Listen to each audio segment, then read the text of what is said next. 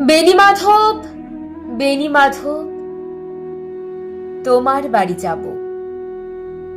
বেণীমাধব, তুমি কি আর আমার কথা ভাবো? বেণীমাধব মোহনবাসী তমাল তরুমূলে বাজিয়েছিল। আমি তখন মালতী স্কুলে ডেস্কে বসে অঙ্ক করি। ছোট্ট ক্লাস ঘর, বাইরে দিদিমণির পাশে দিদিমণির বর। আমি তখন নবম শ্রেণী, আমি তখন শাড়ি। আলাপ হলো বেণীমাধব সুলেখাদের বাড়ি।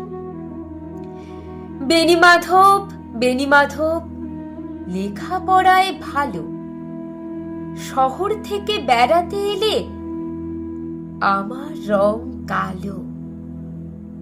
তোমায় দেখে এক দৌড়ে পালিয়ে গেছি ঘরে। বেণীমাধব, আমার বাবা দোকানে কাজ করে।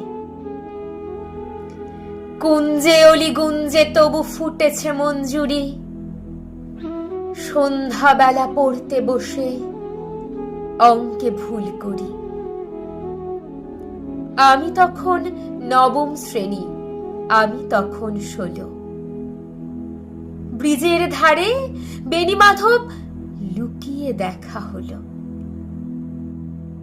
বেণীমাধব, বেণীমাধব, এতদিন পরে সত্যি বলো, সেসব কথা এখনো মনে পড়ে? সেসব কথা বলেছ তুমি তোমার প্রেমিকাকে? আমি কেবল একটি দিন তোমার পাশে তাকে দেখেছিলাম, আলোর নিচে অপূর্ব সে আলো। স্বীকার করি, দুজনকেই মানিয়েছিল ভালো। জুড়িয়ে দিল চোখ আমার, পুড়িয়ে দিল চোখ।